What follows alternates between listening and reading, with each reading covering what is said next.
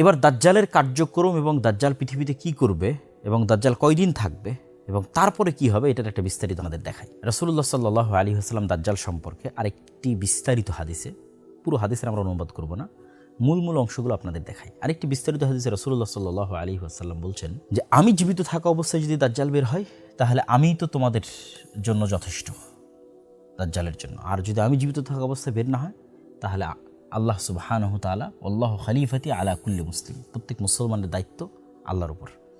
দেখেন রাসূল সাল্লাল্লাহু আলাইহি ওয়াসাল্লাম নিজেও আশঙ্কা করতেন যে তার জীবদ্দশাতেও দাজ্জাল বের হয়ে যেতে পারে। এটার আরও একটা উদাহরণ আপনারা নিতে পারেন ইবনে সৈয়াদের হাদিস থেকে। যে ইবনে সৈয়াদ নামক একজন ইহুদি ব্যক্তি, যাকে সাহাবীরা দাজ্জাল হিসেবে সন্দেহ করতেন আল্লাহর নবীর জীবদ্দশায়। তো যখন ওমর রাদিয়াল্লাহু তাআলা বলছে আল্লাহ নবী আপনি আমাকে অনুমতি দেন যে আমি ইবনে সৈয়াদকে হত্যা করব, তখন রাসূল সাল্লাল্লাহু আলাইহি ওয়াসাল্লাম বলছে যদি এ দাজ্জাল না হয় তাহলে কেন নিরপরাধ মানুষকে হত্যা করবে, আর যদি এ দাজ্জাল হয় তাহলে তুমি তো তাকে হত্যার অধিকার রাখো না, তাকে ঈসা আলাইহিস সালাম হত্যা করবে। আল্লাহ নবী কিন্তু বললেন না যে সে দাজ্জাল নয়। এই জন্য দাজ্জালের আগমনের বিষয়ে যে আমি নিশ্চিত যে না আজকে দাজ্জাল বের হবে না, আগামীকাল দাজ্জাল বের হবে না, এরকম নিশ্চিত স্বয়ং মুহাম্মদ সাল্লাল্লাহু আলাইহি ওয়াসাল্লামও ছিলেন না। যে কোনো মুহূর্তে দাজ্জাল বের হয়ে যেতে পারে, এটা এই হাদিস থেকে আমরা স্পষ্ট বুঝতে পারি। এবার রাসূল সাল্লাল্লাহু আলাইহি ওয়াসাল্লাম বলছেন যে দাজ্জালের সামনে তোমরা ফাওয়াতিহ সূরাতিল কাহাফ, সূরা কাহাফ দাজ্জাল থেকে বাঁচার অন্যতম একটি মাধ্যম। সূরা কাহাফে কিন্তু কোরআনের সবচেয়ে ব্যতিক্রম ঘটনাগুলো আছে। যেমন আসহাবে কাহাফের যেটা ঘটনা, যে 309-310 বছর তারা ঘুমাচ্ছে, মানুষ তাদের দেখলে মনে করবে তারা জাগ্রত অবস্থায়, অথচ তারা ঘুমন্ত বা মৃত অবস্থায়। আবার তারা ঘুম থেকে উঠে বলছে কই আমরা তো অল্প কিছু সময় ঘুমিয়েছিলাম। এই যে সময়ের একটা ব্যাপক হেরফের, এই সময়ের হেরফের কিন্তু দাজ্জালের সাথে সংঘটিত হবে। ঠিক তেমন যুলকারনাইনের ঘটনা সূরা কাহাফের মধ্যে আছে, এবং কিয়ামতের একমাত্র আলামত যার উল্লেখ কোরআনে আছে সেটা হচ্ছে ইয়াজুজ এবং মাজুজ, যেটা যুলকারনাইনের ঘটনার মধ্যে আছে, আর অন্যগুলোর কিন্তু উল্লেখ নাই। তারপরে আরও একটি ব্যতিক্রম ঘটনা সূরা কাহাফে আছে, সেটা হচ্ছে খিজির আলাইহিস সালামের সাথে মুসা আলাইহিস সালামের সাক্ষাৎ। এটা অন্যতম একটি ব্যতিক্রম ঘটনা। খিজির আলাইহিস সালাম কই থেকে আসলো, কীভাবে দেখা হলো, আবার কোথায় চলে গেল। তো ওই জিনিসগুলোকেও আমরা, এই বিষয়গুলোকেও আমরা দাজ্জাল এবং ইয়াজুজ মাজুজের সাথে আরেকবার কানেক্ট করব। কিন্তু আপাতত এখানে আমরা এতটুকু বলে নিচ্ছি যে সূরা কাহাফের গুরুত্ব, কেননা যেই দিন দাজ্জাল বের হবে ওই দিন সূরা কাহাফের এই ঘটনাগুলোকে আমরা দাজ্জালের বের হওয়ার সাথে পরিপূর্ণরূপে মিলিয়ে ফেলতে পারবো, এবং যে সূরা কাহাফ অতি মজবুতভাবে বিশ্বাস করবে তার জন্য ঈমান ধরে রাখা অনেক সহজ হবে। আমরা আরেকটি ভিডিওতে ইনশাআল্লাহ সূরা কাহাফের এই ঘটনাগুলো নিয়ে বিস্তারিত আলোচনা করব ইনশাআল্লাহ, যদি আল্লাহ সুবহানাহু ওয়া তাআলা তৌফিক দেয়। তো আল্লাহর নবী বলছেন যে খাল্লাতাম বাইনা শাম ওয়াল ইরাক, শাম এবং ইরাকের মধ্যবর্তী স্থান থেকে দাজ্জাল বের হবে। আর এক হাদিস রাসূল সাল্লাল্লাহু আলাইহি ওয়াসাল্লাম বলেছেন, ওই যে আগের যে হাদিস তামিমাত দারি, যে তিনি মদিনার এইভাবে লাঠি দিয়ে আঘাত করে বললেন এটাই সেই মদিনা যেখানে দাজ্জাল প্রবেশ করতে পারবে না, আর এখান থেকে মাশরিক পূর্ব দিক থেকে দাজ্জাল বের হবে।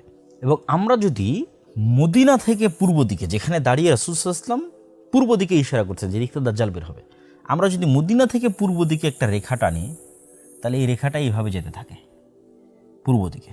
তার মধ্যে সৌদি আরবের এই অঞ্চলগুলোও পড়বে, সৌদি আরবের রিয়াদ অঞ্চলও পড়বে, তারপরে বাহরাইন, কাতার, তারপরে এই যে পারস্য উপসাগর যেখানে এখন যুদ্ধ চলতেছে, তারপরে এই বিশাল ইরান, বিশাল খোরাসান, তারপর বিশাল পাকিস্তান, যেতেই থাকবে পূর্ব দিকে।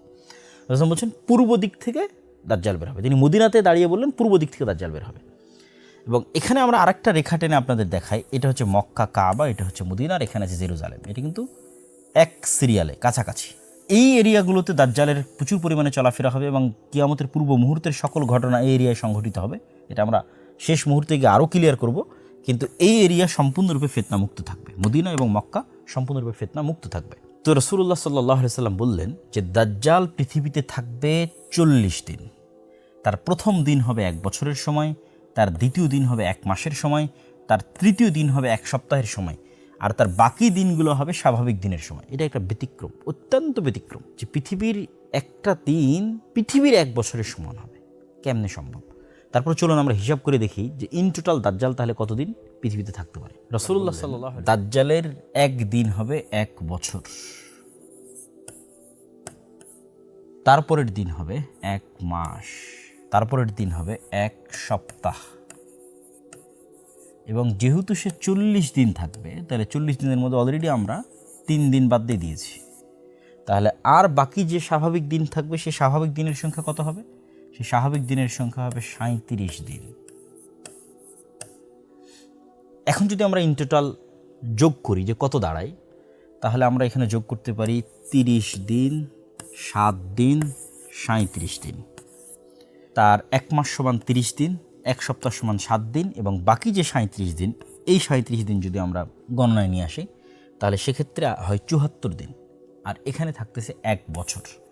তাহলে 1 বছর 74 দিন সমান তথা 1 বছর 2 মাস 14 দিন। তবে এখানে আরেকটা প্রশ্ন মাথায় কাজ করতে পারে যে দিন যদি 1 মাসের 1 বছরের হয়, দিন যদি 1 মাসের হয়, দিন যদি 1 সপ্তাহের হয়, রাত কত দিনের হতে পারে? এই হাদিসে রাসূলুল্লাহ সাল্লাল্লাহু আলাইহি ওয়াসাল্লাম দাজ্জাল সম্পর্কে আরও গুরুত্বপূর্ণ 2টি তথ্য দিয়েছেন। একটি হচ্ছে তার শারীরিক অবকাঠামো সম্পর্কে, আরেকটি তার সফরের দ্রুততার সম্পর্কে। রাসূলুল্লাহ সাল্লাল্লাহু আলাইহি ওয়াসাল্লাম তার শারীরিক অবকাঠামো সম্পর্কে বলেন যে সে হবে কোঁকড়ানো চুল বিশিষ্ট এবং তার এক চোখ হবে একটু উঁচু কানা। কোঁকড়ানো চুল বিশিষ্ট এবং এক চোখ হবে উঁচু কানা। এবং তার গতি সম্পর্কে রাসূল সাল্লাল্লাহু আলাইহি ওয়াসাল্লাম বলেন যে মেঘমালাকে যখন কোনো বাতাস উড়িয়ে নিয়ে যায়, তথা ঝড়ের সময় মেঘকে আমরা যে আকাশে উঠতে দেখি, ওই মেঘের যে গতি থাকে বাতাসের উড়িয়ে নিয়ে যাওয়ার কারণে দাজ্জালের সেই গতি হবে। এটা দাজ্জালের নিজস্ব গতিও হতে পারে, যেটা হাদিসের জাহিরি অর্থ, আমরা সবসময় বলছি যে আমরা হাদিসের প্রকাশ্য অর্থকে প্রাধান্য দেব, অথবা যন্ত্রের সাহায্যও যদি দাজ্জাল নেয় উড়ার জন্য, তার গতিশীলতা বাড়ানোর জন্য, সেটিও হতে পারে। আল্লাহু আ'লাম বিস-সাওয়াব। তাহলে আমরা দেখলাম দাজ্জাল পৃথিবীতে 1 বছর 2 মাস 14 দিন সে সফর করবে এবং পৃথিবীর সকল জায়গায় সফর করবে মক্কা এবং মদিনা ছাড়া। এবং তার ফিতনার ধরনটা কেমন হবে, কীরকম ভয়াবহ হবে, সেটাও রাসূল সাল্লাল্লাহু আলাইহি ওয়াসাল্লাম বলছেন। তিনি বলছেন যখন সে কোনো শহরের পাশ দিয়ে অতিক্রম করবে তখন তাদেরকে সে তার দিকে দাওয়াত দিবে, যদিও শহরের মানুষই ইউমিনুনা বিহি, তার দাওয়াতে ঈমান আনে, এবং ওয়াস্তাজিবুনা লাহু, এবং তার দাওয়াতে সাড়া দেয়।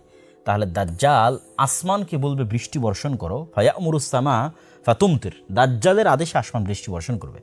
ওয়াল আরদা ফাতুমবিত, এবং জমিনকে আদেশ করবে যে তুমি ফসল উৎপাদন করো, তখন জমিন ফসল উৎপাদন করবে। আমরা যদি আজকের সময় কল্পনা করি যে পরিমাণ তেলের সংকট, ধরেন আজকে আমি বলতেছি যে তুমি আমার প্রতি ঈমান আনলে তোমাকে তেল দেওয়া হবে, ঈমান না আনলে তেল দেওয়া হবে না। তাহলে আপনি চিন্তা করেন কি হতে পারে।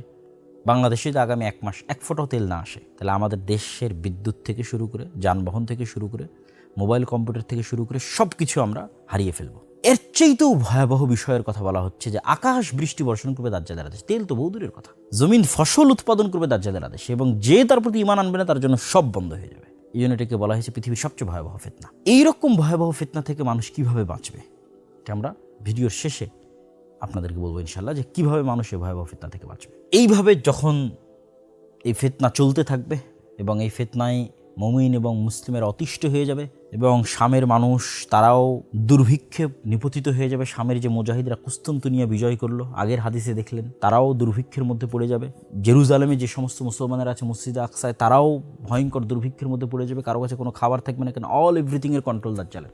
এইরকম ভয়াবহপূর্ণ সময়ে ঈসা আলাইহিস সালাতু ওয়াস সালাম মুসলমানদের মাসীহ হিসেবে, বিপদ থেকে উদ্ধারকারী হিসেবে, মুসলমানদেরকে বিপদ থেকে উদ্ধারকারী হিসেবে ঈসা আলাইহিস সালাম অবতীর্ণ হবেন। ফায়ানজিলু ইনদাল মানারাতিল বাইদা শারকিয়া দিমাশক, সাদা মিনারধারী মসজিদে দিমাশকের, সিরিয়ার রাজধানী দিমাশকে ঈসা ইবনে মারিয়াম নেমে আসবে 2 ফেরেশতার কাঁধে ভর দিয়ে। এবং বিভিন্ন রিওয়ায়াতে আছে এটা হবে ফজরের সালাতের সময়, এবং ইমাম মাহদির নেতৃত্বে যখন মুজাহিদগণ ফজরের সালাতের প্রস্তুতি নেবে তখন। এবার ঈসা আলাইহিস সালাতু ওয়াস সালাম সহ ইমাম মাহদি সহ অন্য আর মুজাহিদরা সহ দাজ্জালকে হত্যা করার জন্য রওনা দিবে।